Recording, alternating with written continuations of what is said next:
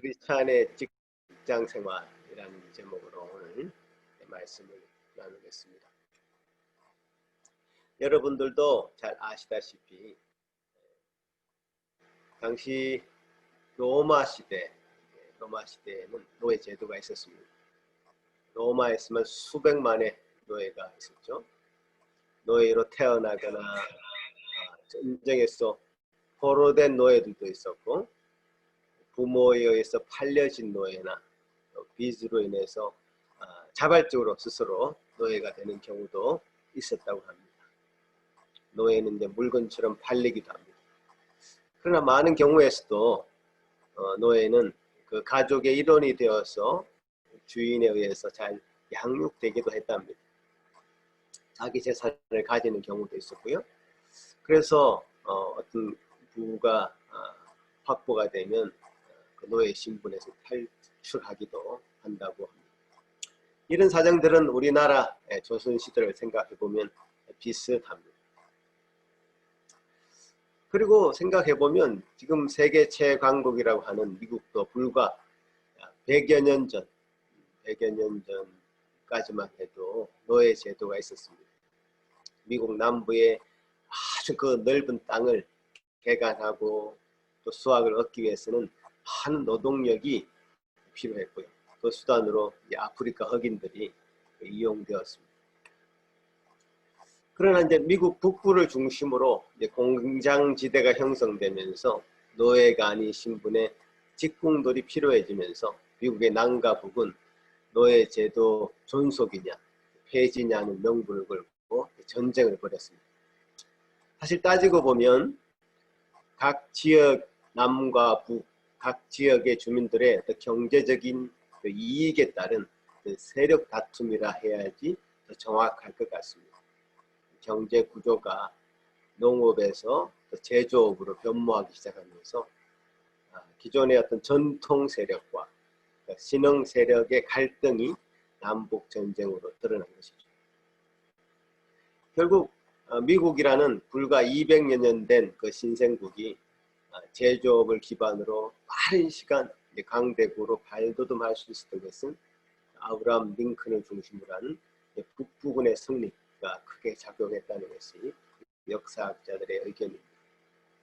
역사에는 가정이 없지만 농업을 기반으로 하는 남부군이 그 전쟁에서 승리를 했다면 미국은 지금 어떤 길을 걷고 있을지 아무도 모릅니다. 마치 아르헨티나처럼 좋은 땅을 가지고 있으면서 목초나 소를 키우는 그런 나라가 되어 있을 수도 있었죠. 하여튼 이 각 시대마다 이 경제 구조가 낳은 산물이 바로 노예라는 겁니다. 지금 사도 바울은 종과 이 상전과의 관계를 다루면서 노예 제도에 대한 부당함 혹은 정당함을 이야기하지 않습니다. 이 시점을 모든 문제의 그 시점을 기본적인 관계의 문제로 다루고 있습니다. 저는 이것을 새로운 관계라는 관점에서 이 문제를 들여다봐야지 해결이 된다고 봅니다. 에베소서는 어떤 새로운 피조물을 삼위일체 하나님의 예정하심과 섭리하심에 따라서 창조하셨다고 하셨습니다. 그러니까 하나님과 사람 사이에 어떤 새로운 관계가 설정이 된 겁니다. 이제 옛사람의 모습은 사라지고 새 사람을 입게 되었습니다. 심령이 새롭게 되었습니다. 기준이 달라졌습니다. 그 달라진 사람들이 교회를 이루게 되었습니다. 교회에 왔다고 해서 그 사회적 신분이 달라졌겠습니까? 아니죠. 노예는 그대로 노예였습니다. 그러나 세상과는 다른 법으로 통치받게 되는 것입니다. 노예의 신분인 사람들도 교회에서는 하나님 앞에서 모두가 평등하다는 그 지배를, 그 법의 지배를 받게 되는 겁니다. 우리 모두는 하나님의 사랑을 입은 자녀가 되는 겁니다. 어떤 성도는 하나님의 사랑을 편애받는 그런 자녀가 아니라 공평하신 하나님의 사랑을 공평하게 받는 하나님의 자녀인 것입니다. 부부의 관계, 또 부모와 자녀의 관계가 하나님의 교회라는 새로운 틀에서 새롭게 어렵게 정립되는 것과 마찬가지입니다. 사람 취급받지 못하던 여자와 어린이들이 교회라는 공동체를 거치면서 어떻게 변화되었습니까? 정당한 부부관계, 정당한 부모와 자녀 관계로 변합니다. 순종, 복종이라는 단어가 사용되었습니다마는 그것은 정당한 부부관계 안에서 또는 부모와 자녀 관계 안에서 어떤 역할의 문제라고 제가 말씀드렸습니다. 그러니까 세상이 깜짝 놀랄 만한 매우 개혁적인 변화가 이 크리스찬 가정 안에서 일어나고 있었던 것입니다. 마치 더러운 물이 정수기라는 필터를 거치면 깨끗한 물로 변해서 우리가 마실 수 있게 되듯이 우리 모든 성도는 교회라는 필터를 거친 자들입니다. 보십시오. 오늘 말씀의 전체 구조가 그렇습니다. 그죠?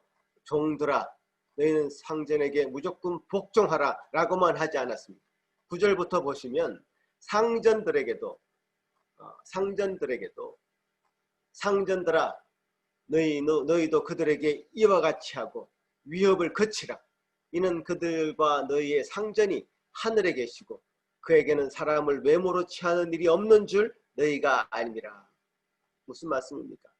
종들이 상전들을 주님 섬기듯이 섬겨야 한다면 상전들도 마찬가지로 종들을 대할 때에 주님을 대하듯 대해야 된다는 뜻이죠. 하나님이 결코 사람을 불공평하게 대하지 않으신다. 내가 만일 하나님을 주인으로 섬기고 있다면 결코 종들에 대해서도 함부로 해서는 안 된다는 의미입니다. 그러니까 이 종과 주인과의 관계에서 지금 당시 로마의 사회에서 드러나는 부분과는 근본적으로 차이가 있는 것이죠. 근본적으로 다른 것입니다. 여러분, 한국에 복음이 전해진 지도 이제 100여 년이 되었습니다.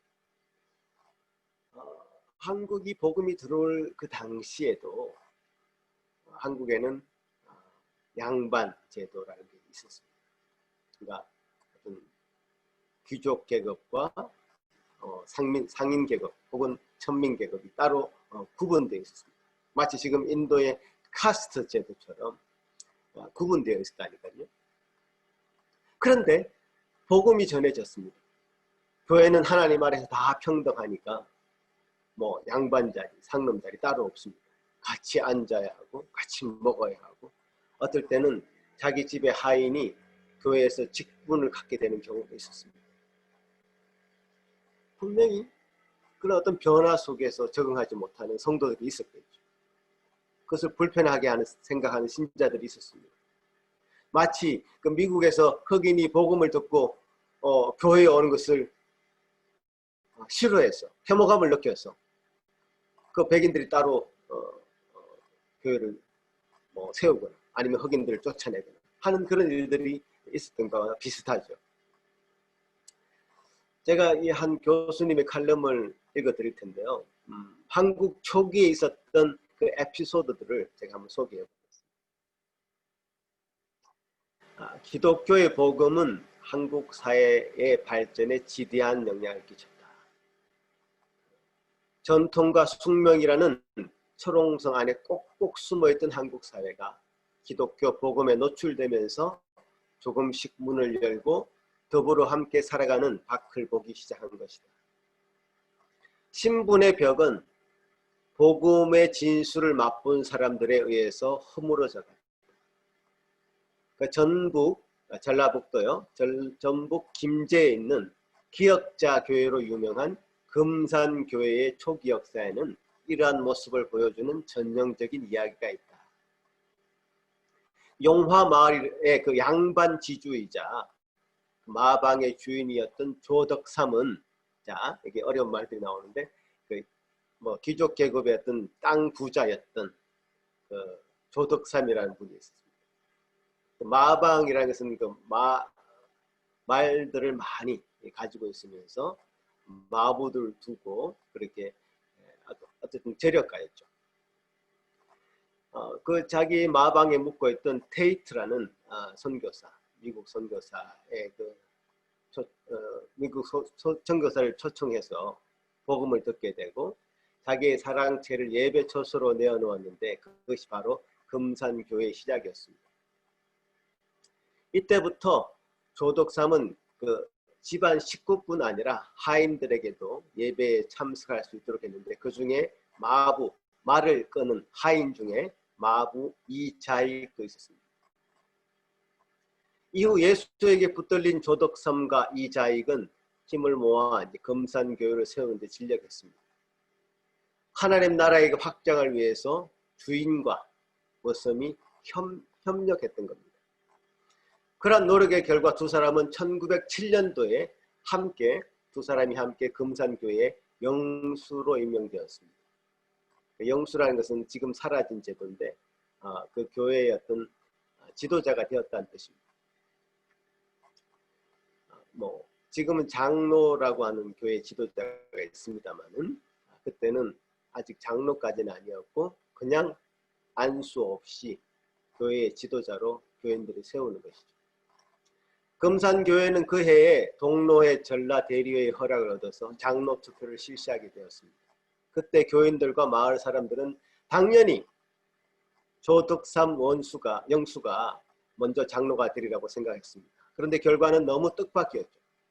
마을의 지주였던, 그 마을의 그야말로 어른이었던 조덕삼 영수를 제치고 그의 마부 하인 이자익 영수가 장로로 추천된 것입니다. 신분을 철저히 따지던 이 시대에 이는 충격적인 사건이 아닐 수 없었습니다. 그러니 여기저기서 수군거리는 소리가 날 것은 뻔했습니다. 이에 조덕삼 영수는 그 자리에서 발언권을 얻고 교인들에게 인사를 합니다. 이 결정은 하나님이 내리신 결정입니다. 우리 금산교회 교인들은 참으로 훌륭한 일을 해냈습니다. 저희 집에서 일하고 있는 이자익 영수는 저보다 신앙의 열의가 대단합니다. 나는 교회의 결정에 순종하고 이자익 장로를 받들어서 열심히 교회를 섬기겠습니다. 이런 말을 합니다. 얼마나 감동적인 말입니까? 지금 제가 칼럼을 읽으면서도 그 감동이 확 전해져 오는 것 같습니다. 이 말을 들은 금산교회 교인들은 조덕삼 영수에게 큰 박수를 보냅니다. 이 얼마나 아름다운 장면입니까? 이것이야말로 참된 성경적 교회의 모습이 아니겠습니까? 그리스도 안에서는 높고 낮음이 없으며 있는 자와 없는 자의 차별이 없고 그 자체로 함께 어울려 사는 신앙의 공동체심을 임을 여실히 보여준 것입니다. 이 조덕삼이라고 하는, 그래서 금산교회의 조덕삼 영수의 모습은 당시 한국교회에 신선한 충격을 줬죠. 기독교 복음이 한국 사회를 많이 변화시키고 그것을 주도한 것은 사실이었지만 정작 교회 내에서는 이 양반 계급, 선민 계급 이 문제로 진통을 겪기도 했기 때문에 그렇습니다. 서울의 성동교회 무호 선교사의 노력에 의해서 최하층 천민이었던 백정, 그러니까 부처들이죠. 백정들이 많이 출석하고 있었습니다. 그런데 그때 당시 백정은 그야말로 천민 계급이었죠. 그런데 그 백정 출신의 박성춘 집사가 먼저 장로로 선출되자 양반 신자들이 이에 반발해서 안국동에 안동교회를 따로 세우는 일이 벌어졌죠. 서울의 연동교회라는 교회도 있는데 그 교회는 갑바치들이 많이 모였습니다. 갑바치는 그야말로 가죽으로 신발을 만드는, 신발을 만들고 수선하는 그런 사람들이죠. 그때 당시도 좀 천한 계급으로 속해져 있었죠. 갑바치 출신인 고찬익 집사가 먼저 장로로 선출되자 그 교회 양반 신자들이 이탈해서 종로 근방인 묘동교회를 설립한 역사가 있습니다. 그러니까 이들은 기독교가 우리 모두의 종교가 아니라 사실 양반의 종교로 전락되는 것을 막으려고 하는 그 선교사들의 부단한 노력, 미국 선교사, 캐나다 선교사들이 그런 계급 사회로 전락하려고 하는 그 교회 시작 단계에서 한국 교회를 정말 바로 세우려고 하는 노력에서 노력을 했음에도 불구하고 이런 일들이 발생하는 겁니다. 어떤 특권층을 위한 교회가 아니라 길 잃고 죽어가는 죄인들과 함께하는 교회를 이루고자 노력했었습니다. 이런 사건들과 비교해서 볼 때도 이 조덕삼 영수가 한 일은 참으로 훌륭하고요. 나중에 그 당시는 이제 말씀 사역자, 교역자들이 사실 부족해서 장로님들이 예배를 인도하고 설교하는 일도 많았습니다. 그때도 조덕삼 그 영수는 앞자리에 앉아서 겸손하게 예배하며 이자익 장로의 그 설교에 집중했다고 합니다. 집에 돌아와서는 주인과 모섬의 관계, 교회에 가서는 반대로 장로와 영수의 관계, 이런 관계가 되어서 서로의 직분을 최선을 다하는 그런 모습을 보여준 것이죠.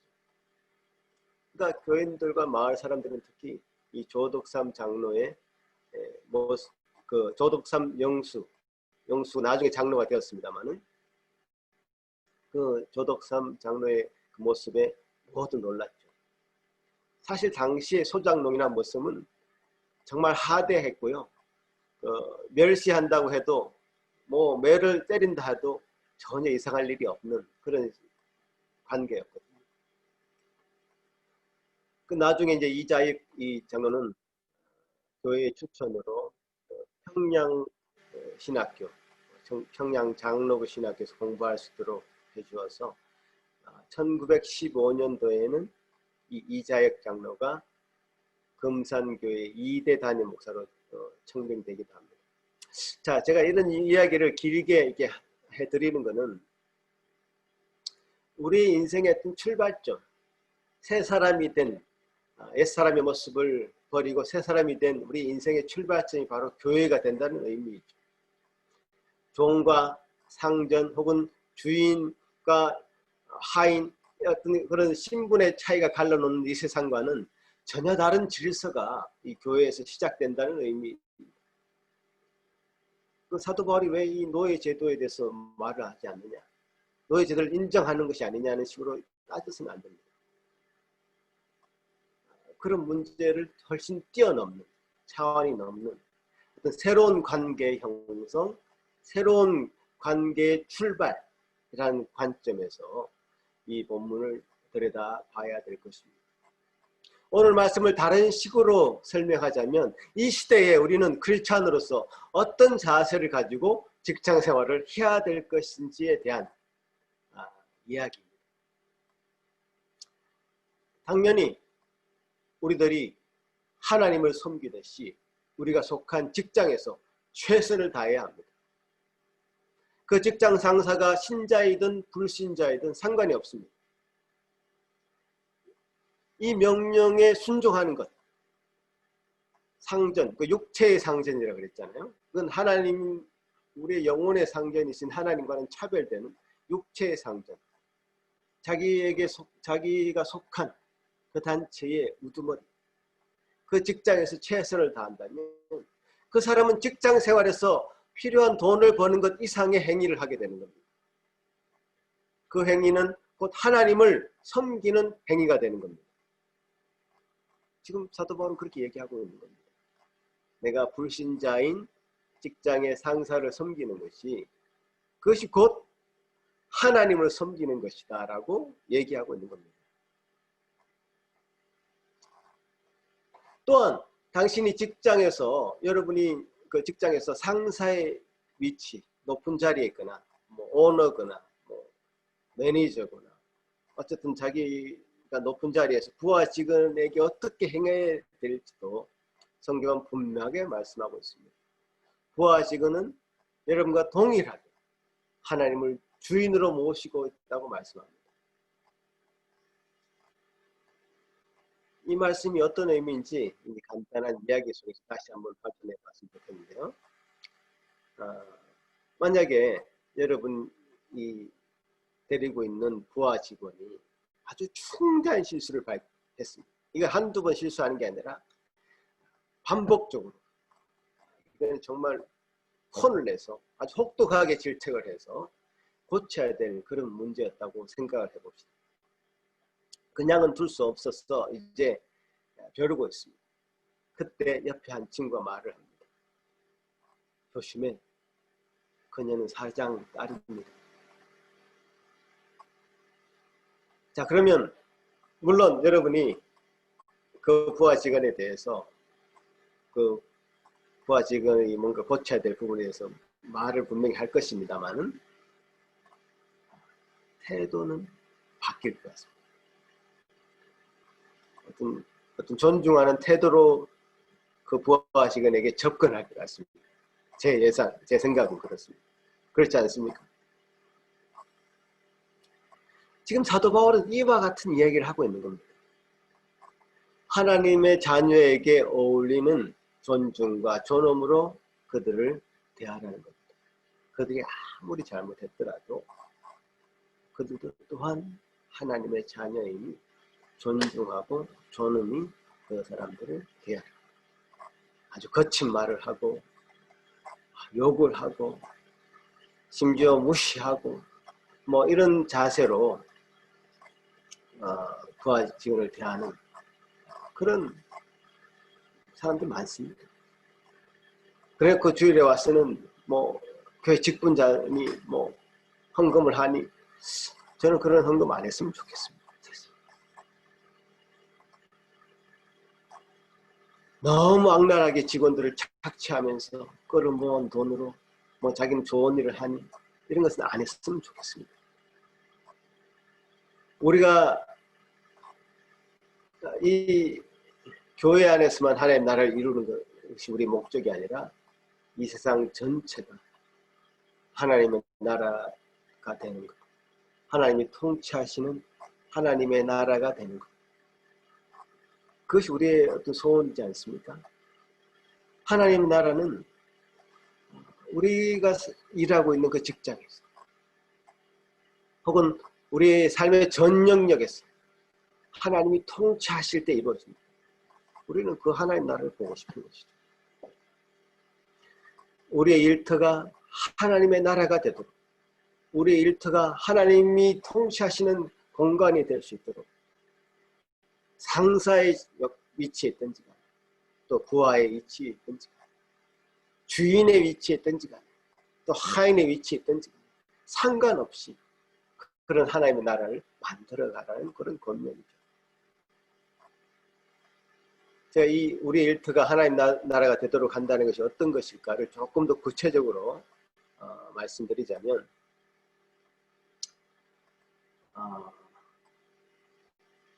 여러분이 만든 어떤 뭐 상품이랄지 어떤 업적이랄지 일이랄지 뭐 어떤 거든지 그 모든 것은 하나님이 만드신 창조 사역의 그 연속으로 볼 수 있으면 정말 좋겠습니다. 이게 무슨 말씀인가 하면 하나님이 이 세상을 만드셨잖아요. 창조하셨잖아요. 창조 사역이었어요. 이 창조 사역은 하나님이 일하신 것입니다. 하나님이 최선을 다하신 것입니다. 우리도 이 땅 가운데서 일을 하게 됐고 아담도 에덴 동산이라는 어떤 것도 필요하지 않는 그 공간에서 그는 일을 했습니다. 일은 창조적인 일이었습니다. 동물들의 이름을 그가 지어주고 식물들의 이름을 지어주고 하면서 어떤 창조적인 일을 했단 말이죠. 우리가 하는 모든 일은 그런 창조 사역의 연속입니다. 사실 제가 부엌 리노베이션을 직접 진행하면서 하면서 느끼는데 출퇴근이 없는 끊임없는 일의 현장에서 한 달을 지냈습니다. 출퇴근이 없이 뭐 일하는 데가 잠자리고 잠자리가 또 일하는 데고 그렇습니다. 근데 아내도 그렇고 저도 그렇고 일이 너무 재밌는 겁니다. 하나 둘 일이 진행될 때마다 결과가 보이니까 일을 그만할 수가 없는 거죠. 시간 가는 줄 모르고 일에 빠져드는 겁니다. 그 일을 그만하는데 오히려 절제가 필요한 겁니다. 어떤 때는 새벽 1시가 되었는데 우리 두 사람이 계속 일을 하고 있는 겁니다. 피곤한 줄도 모르고. 이게 사실은 좀 문제입니다. 하나님도 이 세상을 만드시고 6일 동안 만드시고 7일째는 쉬셨다고 했는데 일을 쉬지 않고 하는 것, 그게 인간의 어떤 죄성이 드러난 결과라는 생각이 듭니다. 인간의 욕심이 계속 이 일을 하게 만드는 것 같다. 제가 그런 걸 느꼈습니다. 내가 하는 일의 업적만을 벗고 산다면 그 일을 계속 한다는 그 자체가 하나님을 대항해서 바벨탑을 쌓는 것과 다를 것이 없습니다. 그 일의 결과에 대해서 하나님께 영광을 돌릴 수 있는 시간이 필요한 겁니다. 일을 잘하는 사람일수록요, 고집도 세고 자존심도 강합니다. 다른 사람의 말에 귀를 기울이지 않고 겸손하지 않습니다. 그러나 잠시 그 일을 놓고 자신이 쌓아놓은 그 업적에 대해서 묵상하면서 자기 스스로가 높아지는 시간을 가지기보다 하나님께 예배할 수 있으면 그것이 정말 하나님이 큰 복이 될 것입니다. 이렇게 주일이 되어서 정말 쉬면서 안식하면서 하나님 앞에 예배할 수 있는 것, 이건 하나님이 우리에게 허락하신 가장 큰 복입니다. 여러분 일주일 동안 정말 수고하셨죠? 여러 가지로 수고하셨을 것입니다. 애를 썼을 것입니다. 근데 그 애씀과 그 수고가 지친다, 또 번아웃 된다, 어떻게 다시 또 그 일의 현장으로 돌아갈까 걱정된다면 오늘 이 시간 하나님 앞에 조용히 그 일터를, 또 여러분이 하시는 그 일들을 묵상해 보십시오.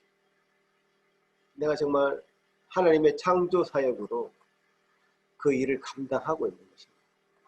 최선을 다하고 있는 것입니다.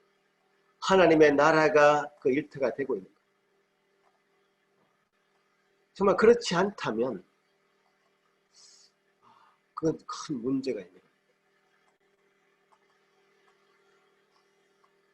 최고의 작품으로 하나님의 이 땅을 창조하신 것처럼 하나님이 원하시는 삶의 자리에서 여러분이 최선의 것을 드렸을 때 그것은 정말 기쁘고 감사한 일이 되게 되어 있습니다.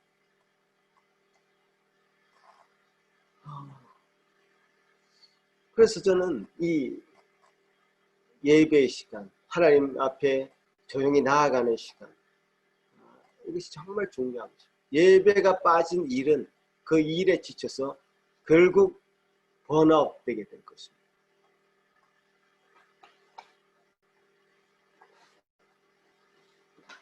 여러분 수영을 해보셨죠?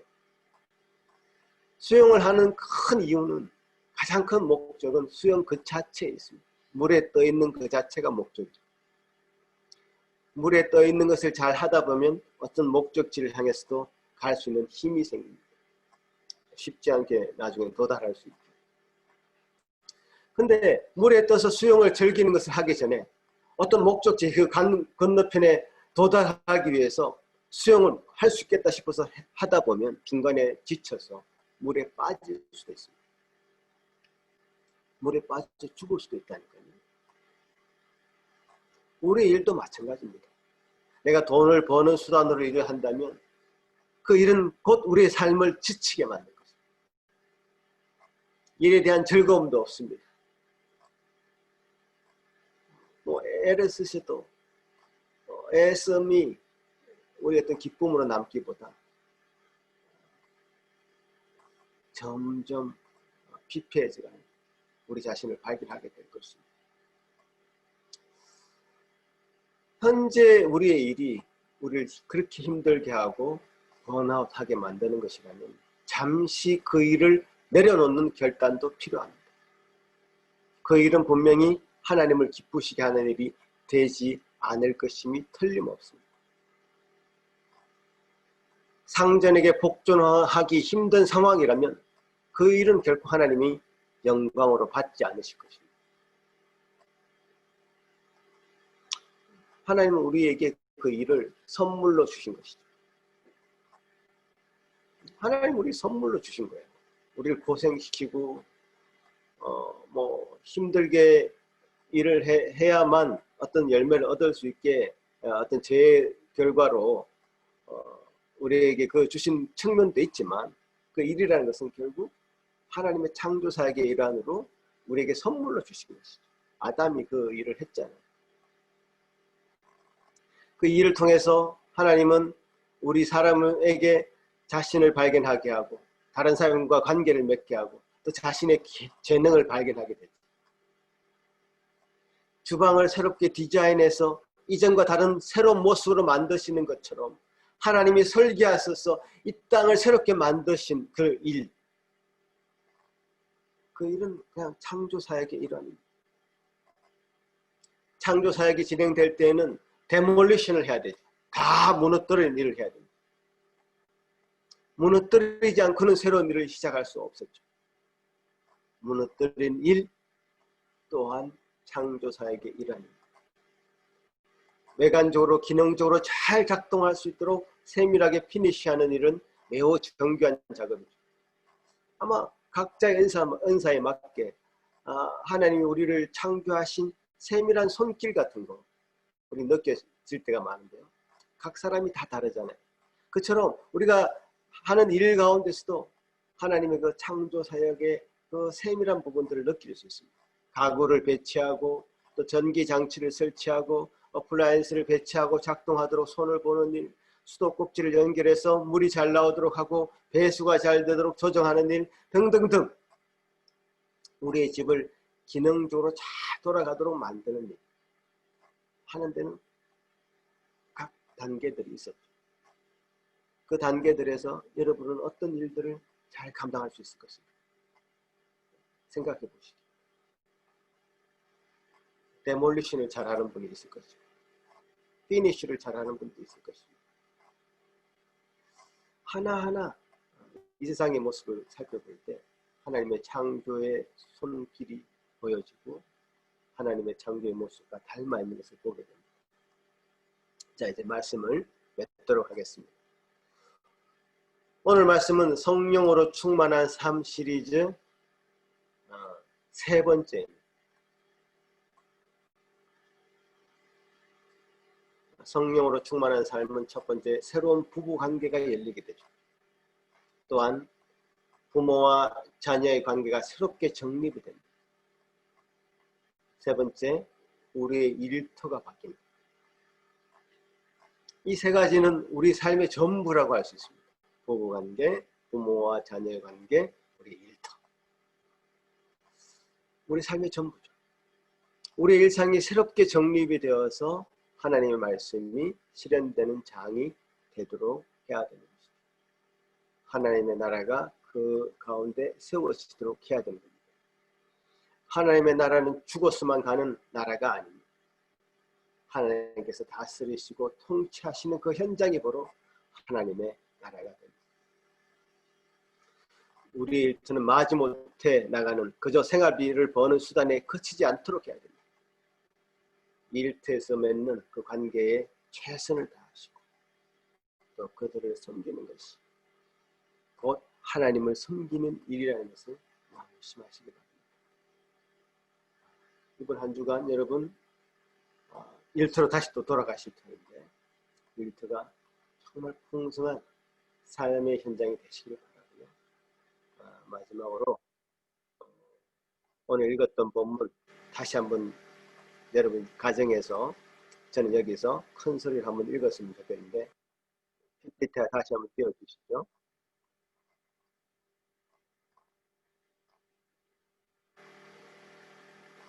예, 같이 한 목소리로 읽었으면 좋겠습니다. 시작. 종들아 두려워하고 떨며 성실한 마음으로 육체의 상전에게 순종하기를 그리스도께 하듯 하라. 눈가림만 하여 사람을 기쁘게 하는 자처럼 하지 말고 그리스도의 종들처럼 마음으로 하나님의 뜻을 행하고 기쁜 마음으로 섬기기를 주께 하듯 하고 사람들에게 하듯 하지 말라. 이는 각 사람이 무슨 선을 행하든지 종이나 자유인이나 주께로부터 그대로 받을 줄을 알미라. 상전들아 너희도 그들에게 이와 같이 하고 위협을 거치라. 이는 그들과 너의 상전이 하늘에 계시고 그에게는 사람을 외모로 취하는 일이 없는 줄 너희가 알미라. 이 말씀이 곧 하나님의 말씀입니다. 기도하겠습니다. 하나님 아버지 감사합니다. 우리에게 하나님의 귀한 말씀을 통하여 다시 한번 우리 자신의 삶을 돌아보게 하신 것 감사합니다. 우리가 어떤 자세로 이 세상의 일터에서 우리의 상사들을 또는 우리의 부하들을 섬겨왔는지 돌아보게 하신 것 감사합니다. 우리의 일터가 곧 하나님의 나라가 될 수 있도록 주님 은혜를 베풀어 주시옵소서. 부하의 위치에 서 있든지 또 상사의 위치에 서 있든지 간에 그 어떤 형편이든지 우리가 대하는 모든 사람들을 하나님을 섬기듯이 섬길 수 있는 저희 모든 예수 산길교회 성도들 될 수 있도록 도와주시옵소서. 우리의 삶에 최선을 다하여 그 열매를 주님께 영광 돌릴 수 있는 우리 모든 성도들 삶 될 수 있도록 도와주옵소서. 감사하고 예수님 이름으로 기도합나이다. 아멘.